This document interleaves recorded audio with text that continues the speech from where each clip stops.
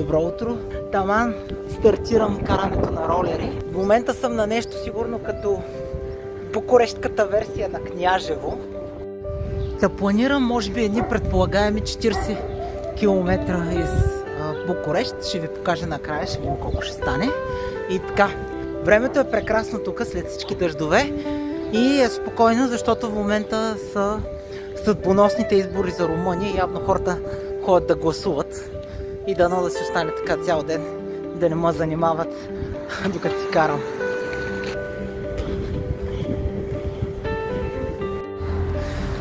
Сега ще ви покажа откъде минава и аз минавам, когато карам по непознат терен и съм си начертал маршрут, дето ми изглежда много добре, ама маршрута ме караше да минавам през този мост отгоре, който е само с коли, няма как да мина. И накрая се озовавам по средата на тая, не знам действаща или не, ЖП линия,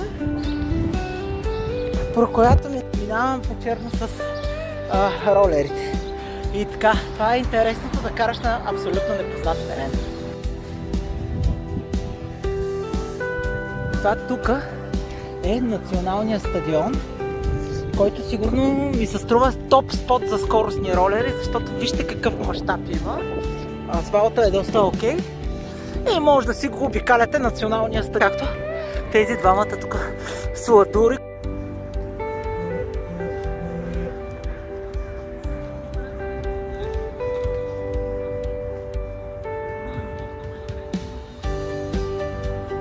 А това тук е една баба, цялата облечена в оранжево, която обикаля с топ ролери Себа FR и същевременно гледа много яката гледка и птички, които са в реката.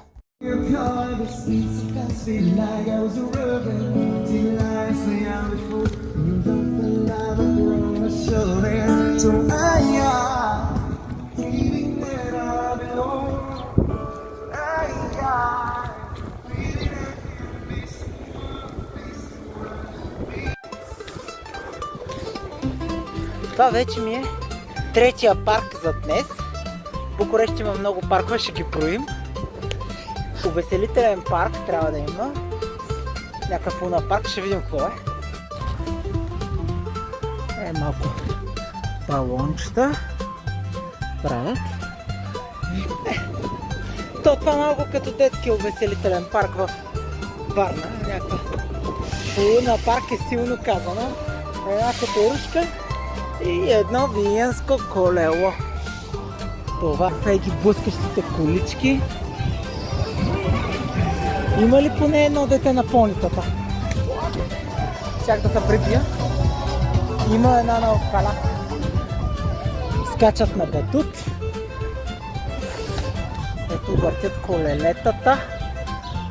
А тук има и някакъв супер мега бавен влак, който трябва да имитира някакъв влак на Луна парк, ама се движи с скоростта на това, което е изрисувано на гасеница. Значи, това е влакът гасеница. О, ужас! Трябва да се минава през тия павета. С ролерите това въобще не ми харесва. Голямо тракане пада. Ох, майко!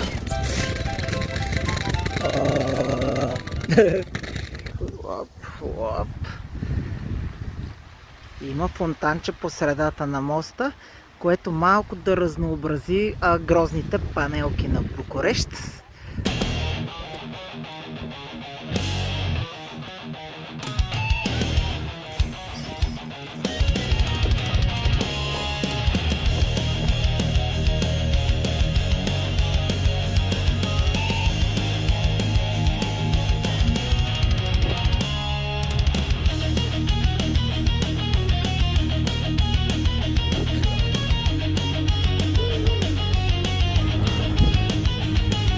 Километра по-късно, парк номер 4, парка Карл, а това там, сега ще видим, е паметника на незнайния войн.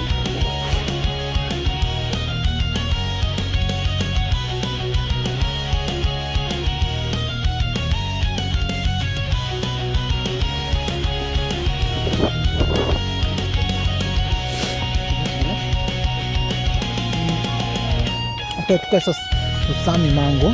След толкова много паркове, вече навлизаме в същинската част на града и влизаме в по-голяма турбуленция и ох, как се цапна главата в листото.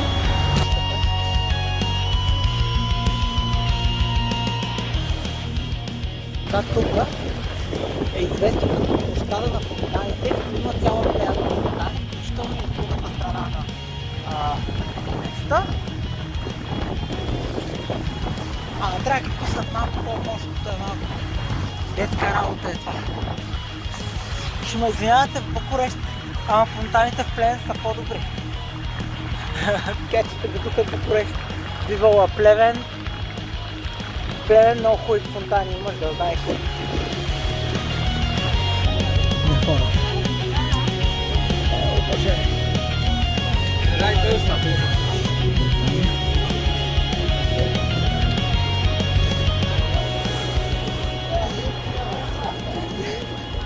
Фърчим като Емили тротинетката из Букурещ. И ето, че достигнахме парламента на Букурещ.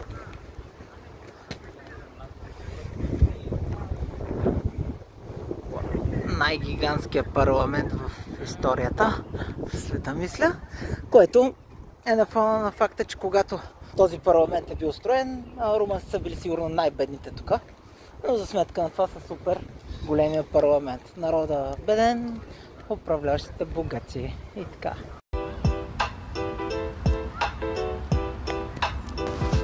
Отворили сме уличното заведение. Взел съм си един доста голям дюнер, една биричка, маничка и така, с топ гледка към парламента на Букурещ.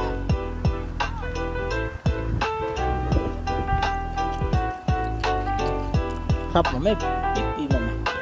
Ето го, 5-6 парк на Букурещ, не съм сигурен. Ето тук един готин як Мики Маус, който се разхожда из парка. И ето ни вече на една от най-известните търговски улици в Букурещ.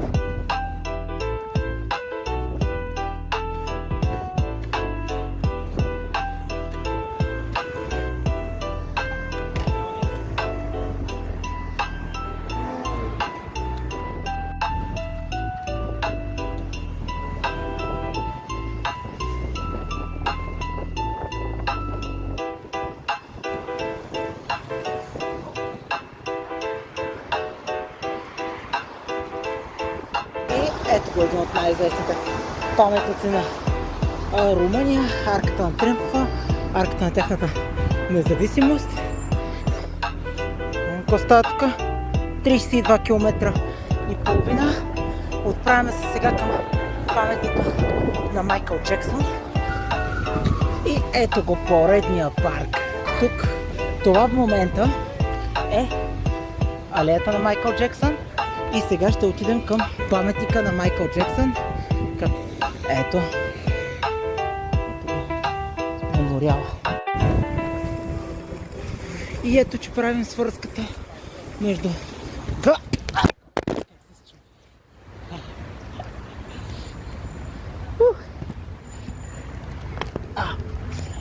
Това беше добро падане. Сега ще видим дали съм го заснел. Да. Жив ли съм? Скъсан ли съм? Но, да, видяхте как се пада. Живи сме. Продължаваме напред. Майко мила. Оттук трябва да минем. Ама ще си почина малко, ще седна на пейката. Ох, Боже. Така се случва понякога. Отиваме към следващия парк, в който трябва да видим островчето.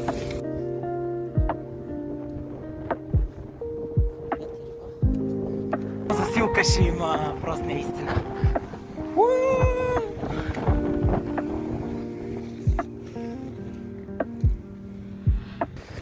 Как ще се кара по това дърво? Добра идея ли? Опа.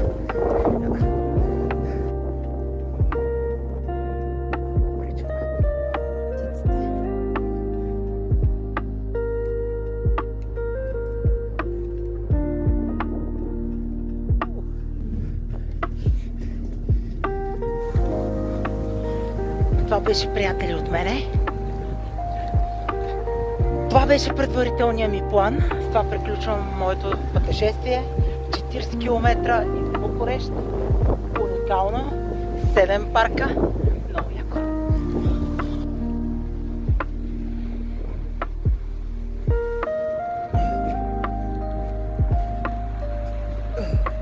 Последни метри. Опа, това е бара. Местния бар. И ето най-сетне. Приключихме. Ето. Влизаме.